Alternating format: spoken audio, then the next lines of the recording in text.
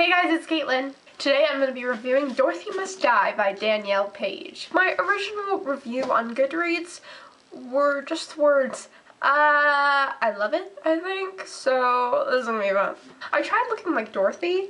It didn't work. I don't have long enough hair to pigtails, and this is blue, I guess, and I put on red lipstick. Dorothy, I don't even know if Dorothy wears red lipstick. I was just assumed, I don't know.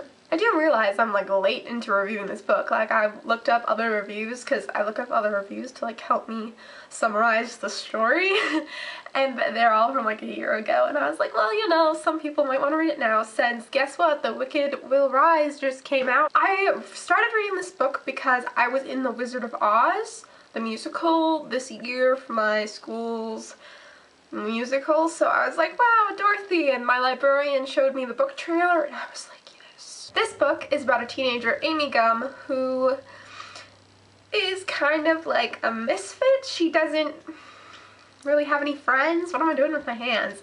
Her hair is pink, which is I want like a color hair. Everyone at school calls Amy Salvation Amy, and she lives in a trailer park, and her mom is an alcoholic who doesn't really take care of her. And then one day her mom leaves to go off and party or something, and there's a tornado, and Amy and their pet rat Star are transported to Oz. But when she gets there, Oz is not really how it seems in like the book or the movie. It's all kind of dreary and sad. And she is the other girl from Kansas. Amy, the other girl from Kansas.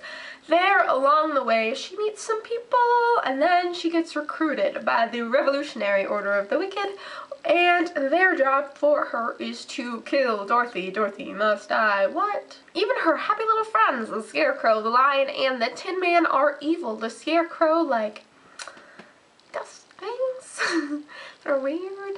His brain is, like, showing. The Tin Man, like, is weird, too. I don't know, the Lion, like, they're all mean.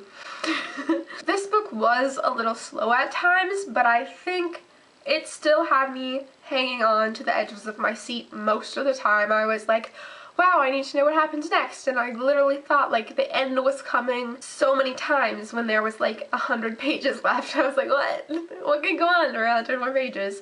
But I think that character building and world building did have to go into play, and that's why it was so long.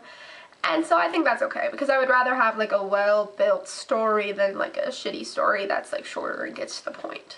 I had pretty high expectations for this book, and most of them were met, which is a good thing. I really liked the writing style. I felt like I was with Amy or inside of her head, and it made me relate to her, like it was like a teenage girl was talking. Because it's weird when you read a book.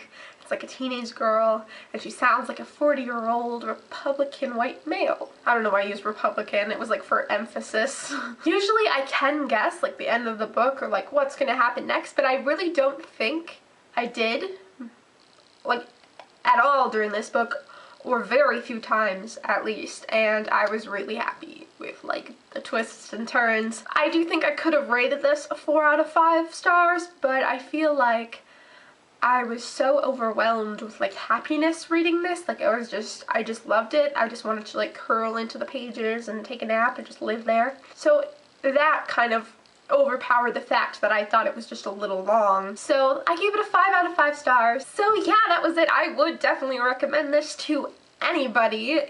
I love stories that are like a retelling of a story. Like I love them so much, especially like, well, this isn't a Disney story, but like it reminds me of a Disney story. That was it for this video. I hope you liked it, and I will see you next week. Bye! That was my spoiler free. That was a nice review.